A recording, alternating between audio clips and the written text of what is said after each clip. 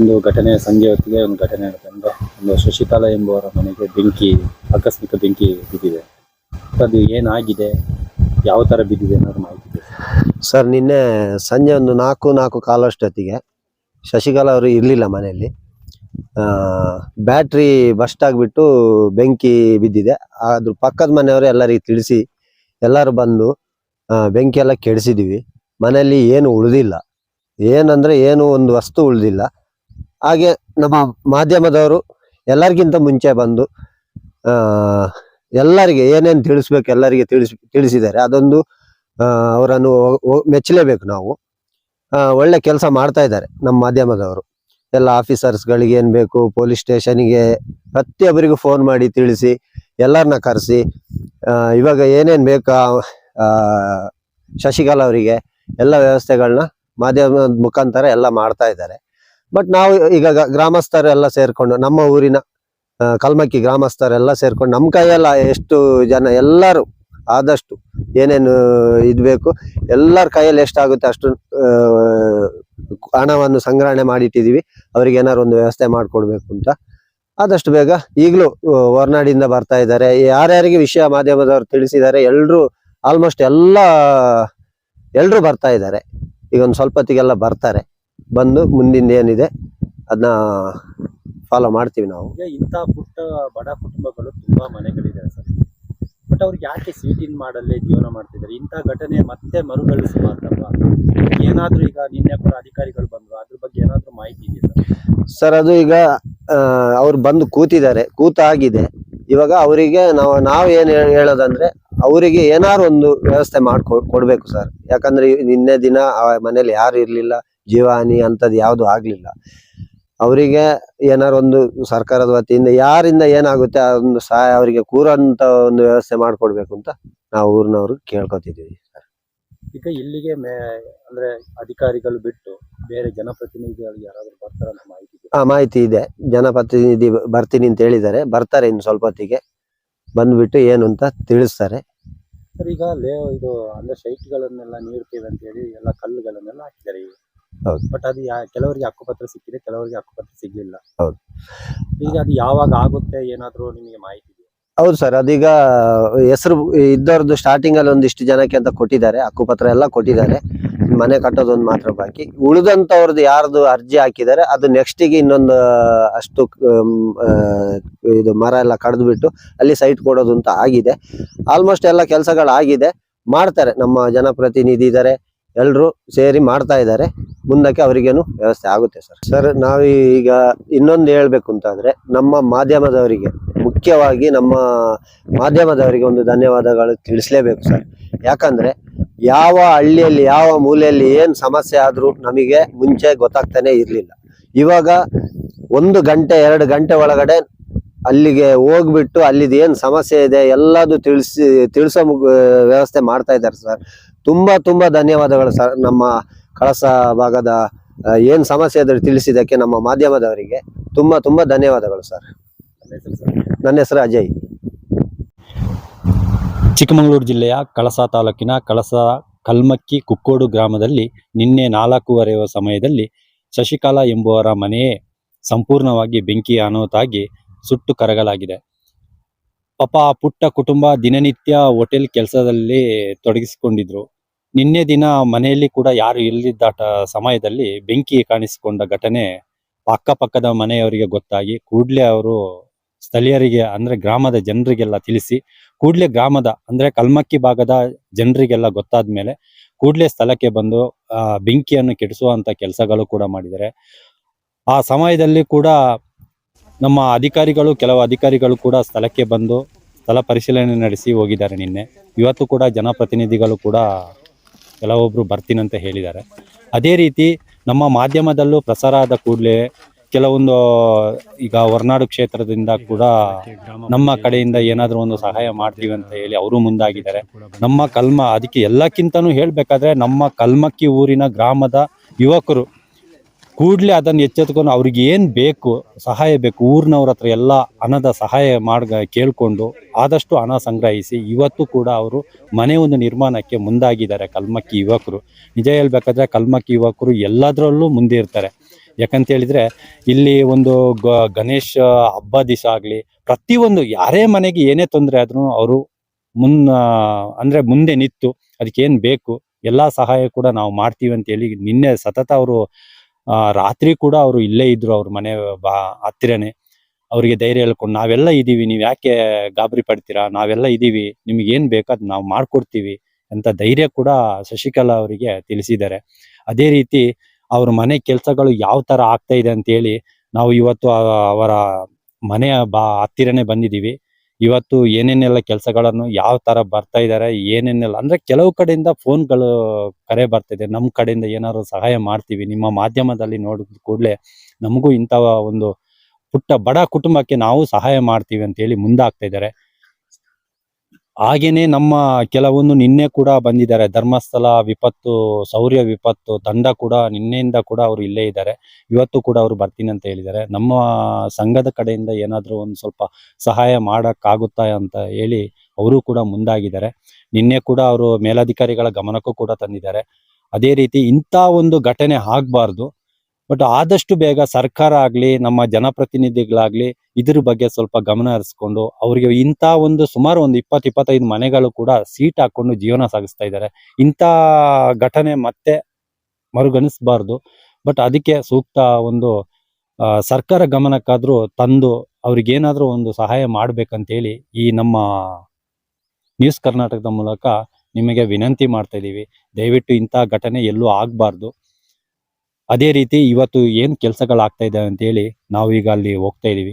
ಬನ್ನಿ ಹೋಗೋಣ. Cameraman Ashok, Ganesh, news Karnataka, ಕಳಸ.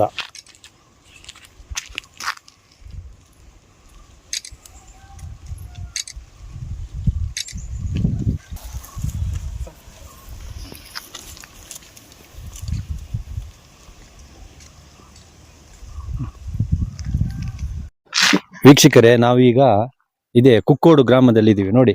ಇಂಥ ಮನೆಯಲ್ಲಿ ಜೀವನ ಸಾಗಿಸ್ಬೇಕಂತ ಹೇಳಿದ್ರೆ ಯಾವ ಪಕ್ಕದಲ್ಲಿ ಈ ತರ ಒಂಥರ ಗೋಡೆ ತರ ನಿರ್ಮಾಣ ಮಾಡ್ಕೊಂಡಿದ್ದಾರೆ ಶೀಟ್ ಹಾಕೊಂಡು. ನೋಡಿ, ಇಂಥ ಒಂದು ಬಡ ಕುಟುಂಬಗಳು ಇಂಥ ಮನೆಯಲ್ಲಿ ಜೀವನ ಮಾಡ್ತಾ ಇದ್ದಾರೆ ಅಂತ ಹೇಳಿದ್ರೆ ಯಾವ ಮಟ್ಟದಲ್ಲಿ ಇರ್ಬೋದು. ನಾವೇ ಒಂದು ಒಳ್ಳೆ ಮನೆ ಕಟ್ಕೊಂಡು ಚಳಿಯಲ್ಲಿ ಚಳಿಯಲ್ಲೇ ತಡ್ಕೊಳಕ್ ಆಗಲ್ಲ, ಬಟ್ ಇಂಥ ಇದ್ರಲ್ಲಿ ಸೀಟ್ ಮಾಡ್ಕೊಂಡು ಅದರಲ್ಲಿ ಜೀವನ ಸಾಗಿಸ್ತಾ ಇದಾರೆ ಅಂತ ಹೇಳಿದ್ರೆ ಇದು ಸರ್ಕಾರ ಯಾವ ತರ ತಗೊಳುತ್ತಾ ದೇವರೇ ಗತಿ. ಯಾಕಂತ ಹೇಳಿದ್ರೆ ಸೈಟ್ಗಳನ್ನೆಲ್ಲ ಗುರ್ತು ಮಾಡ್ಕೊಂಡ ಮೇಲೆ ಅವ್ರಿಗೊಂದು ಮನೆದು ವ್ಯವಸ್ಥೆ ಮಾಡಿ ಕೊಡ್ಬೇಕು ತಾನೆ. ಈ ತರ ಸೀಟಲ್ಲಿ ಮತ್ತೆ ಈ ತರ ಒಂದು ಬೆಂಕಿ ಬಿದ್ದಾಗ ಏನಾಗ್ಬೋದು. ಇನ್ನೂ ಇದೆ ನೋಡಿ ಆ ಮನೆಗಳು ಆತ ನೋಡ್ಬೋದು. ಅದು ನೋಡಿ ಮೇಲ್ಗಡೆ ಭಾಗದಲ್ಲಿ ಸೈಟ್ಗಳಿಗೆಲ್ಲ ಗುರ್ತ ಮಾಡ್ಕೊಂಡಿದ್ದಾರೆ. ನೋಡಿ, ವಿದ್ಯುತ್ ಕಂಬಗಳು ಕೂಡ ಆಗಿದೆ. ಪ್ರತಿಯೊಂದೂ ವ್ಯವಸ್ಥೆ ಕೂಡ ಇದೆ, ನೀರಿನ ವ್ಯವಸ್ಥೆ ಕೂಡ ಕೆಳಗಿದೆ. ಆದ್ರೆ ಈ ತರ ಸೀಟ್ ಮಾಡ್ಗಳಲ್ಲಿ ಈ ತರ ಬೆಂಕಿ ಬಿದ್ದಾಗ ಏನು ಉಳಿತದೆ? ಏನು ಉಳಿಯುವುದಿಲ್ಲ. ಅದೇ ರೀತಿ ನೋಡಿ, ಪಾಪ ಅವರು ಕೆಲ್ಸಕ್ಕೆಲ್ಲ ಹೋಗಿದ್ದಾರೆ, ಯಾರು ಇಲ್ಲ ಇಲ್ಲಿ. ಅವ್ರು ಕೆಲಸ ಟೈಮಲ್ಲಿ ಆದ್ರೆ ಅವ್ರು ಹೋಗೋ ಟೈಮಲ್ಲಿ ನಾವು ಬರ್ತೀವಿ ಅಂತ ಹೇಳಿದ್ರೆ ಅವ್ರು ಯಾರು ಇರ್ತಾರೆ? ಅದೇ ರೀತಿ ಇನ್ನೂ ಕೆಲವು ಮನೆಗಳಿದಾವೆ ಕೆಳಗಡೆ, ಬನ್ನಿ ನೋಡೋಣ.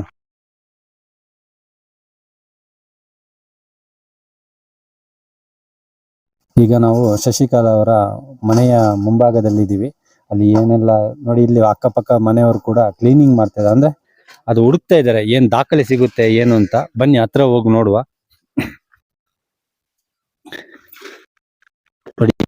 ಅಂತ ಹೇಳಿದ್ರೆ ನೋಡ್ಬೋದು ಪಾತ್ರೆಗಳ ಸ್ಟ್ಯಾಂಡ್ ಯಾವ ತರ ಆಗಿದೆ, ಸುಟ್ಟು ಫುಲ್ ಇದಾಗಿ ಹೋಗಿದೆ. ಈ ಮರದ್ದು ಕಂಬಗಳು ಕೂಡ ಅದೇ ರೀತಿ ನೋಡಿ. ಈಗ ಸೋಲಾರ್ ಬ್ಯಾಟ್ರಿಗಳು ಇದು ನೋಡಿ ಯಾವ ತರ ಹೋಗಿದೆ ಅಂತ ಹೇಳಿದ್ರೆ ನೋಡಿ, ಫುಲ್ ಇದೆಲ್ಲ ಹೋಗಿದೆ. ಅದೇ ರೀತಿ UPS ಗಳು ನೋಡಿ ಪಾತ್ರೆಗಳು. ಅದೇ ರೀತಿ ಆ ಗೋಡ್ರೇಜ್ ಕೂಡ ನೋಡಿ ನೋಡ್ಬೋದು ಯಾವ ತರ ಇದೆ ಅಂತ ಹೇಳಿದ್ರೆ ಒಂದೇ ಒಂದು ವಸ್ತುಗಳು ಸ್ವಂತ ಇಲ್ಲ ಇಲ್ಲಿ. ಅವರ ಬಟ್ಟೆ ಆಗ್ಲಿ, ಅಕ್ಕಿ, ಪ್ರತಿಯೊಂದು ಅಷ್ಟೇ. ನೋಡಿ ಪಾತ್ರೆಗಳನ್ನೆಲ್ಲ ರಾಶಿ ಹಾಕಿದ್ದಾರೆ, ಹುಡುಕ್ತಾ ಇದ್ದಾರೆ ಏನೋ ಅವ್ರ ದಾಖಲೆ ಸಿಗುತ್ತೆ ಏನೋ ಅಂತ ಹೇಳಿ. ಅದೇ ರೀತಿ ಅವ್ರದ್ದು ಒಂದು ದಿನನಿತ್ಯ ಕೆಲಸ ಮಾಡುವ ಸಂದರ್ಭದಲ್ಲಿ ಒಂದು 10,000 ಹಣವನ್ನು ಕೂಡ ಅವರು ಕೂಡಿಟ್ಕೊಂಡಿದ್ರು, ಅದನ್ನು ಕೂಡ ಸುಟ್ಟು ಹೋಗಿದೆ ಅಂತ ಹೇಳ್ತಾ ಇದ್ದಾರೆ. ಇಂಥ ಒಂದು ಕುಟುಂಬಕ್ಕೆ ಈ ತರ ಆಗ್ಬಾರ್ದು.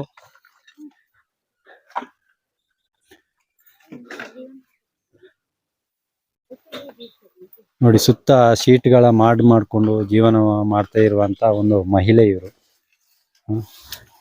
ನೋಡ್ಬೋದು ಈ ಪಾತ್ರೆಗಳು ನೋಡಿ. ಅದೇ ರೀತಿ ಅವರ ಒಂದು ದಾಖಲೆಗಳು ನೋಡಿ ಯಾವ ತರ ಇದೆ ಅಂತ ಹೇಳಿದ್ರೆ. ನೋಡಿ ಈ ತರ ಎಲ್ಲ ಆಗಿದೆ, ಸುಟ್ಟು ಹೋಗಿದೆ. ನೋಡಿ ಇಲ್ಲಿ ಕೂಡ ಅವರ ಮಗಂದು ದಾಖಲೆ ನೋಡಿ ಅರ್ಧ ಎಲ್ಲ ಸುಟ್ಟು ಹೋಗಿದೆ. ಮಗ ಕೂಡ ಅಲ್ಲಿ ಹೊರಗಡೆ ಓದ್ತಾ ಇದ್ದಾನೆ, ಅಂದ್ರೆ ಮಂಗಳೂರು ಕಡೆಯಲ್ಲಿ ಓದಕ್ಕೆ ಬಿಟ್ಟಿದ್ದಾರೆ. ಆದ್ರೂ ಆ ಮಗಂದು ಏನಾದ್ರೂ ಒಂದು ದಾಖಲೆಗಳು ಏನಾದ್ರು ಇದೆಯಾ ಇಲ್ವಾ ಅಂತ ಹೇಳಿ ಕೂಡ ಹುಡುಕ್ತಾ ಇದ್ದಾರೆ.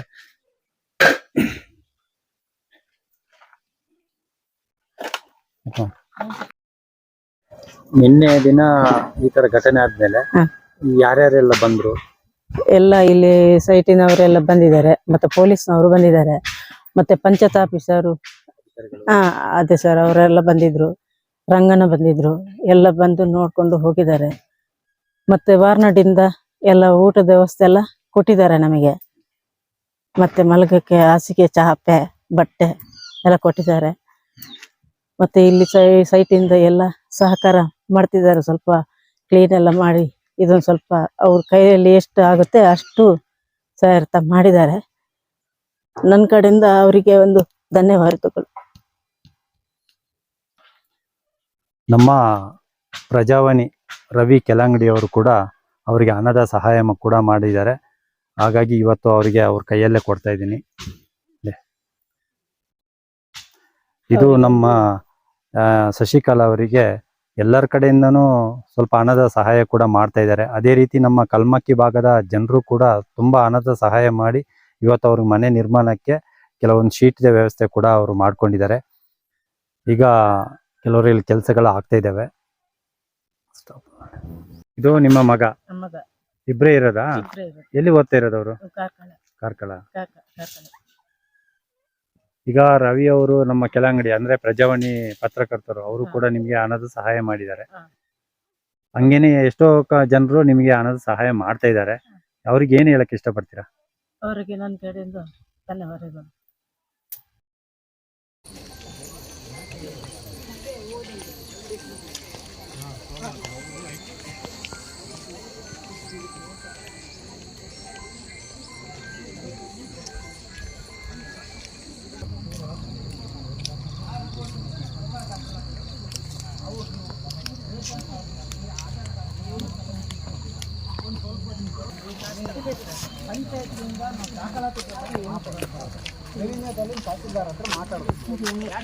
ಮಾನಸಿಕವಾಗಿ ಗಟ್ಟಿಯಾಗಿ ಇನ್ನು ಯಾರು ಅವ್ರಿಗೆ ಸಿಗುತ್ತೆ ಇದು ಸಿಗುತ್ತೆ ಅಂತ ಹೇಳಿ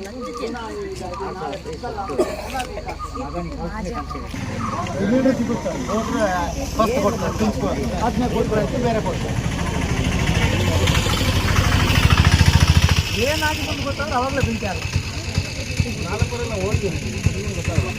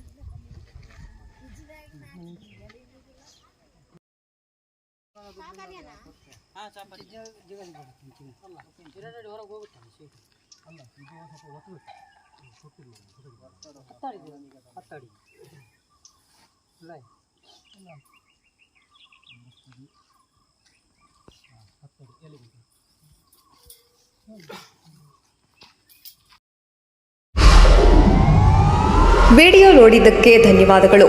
ಮುಂದಿನ ವಿಡಿಯೋದಲ್ಲಿ ಸಿಗೋಣ. ಕ್ಷಣ ಕ್ಷಣದ ಸುದ್ದಿಗಾಗಿ ವೀಕ್ಷಿಸಿ ನ್ಯೂಸ್ ಕರ್ನಾಟಕ, ಸದಾ ನಿಮ್ಮ ಜೊತೆ.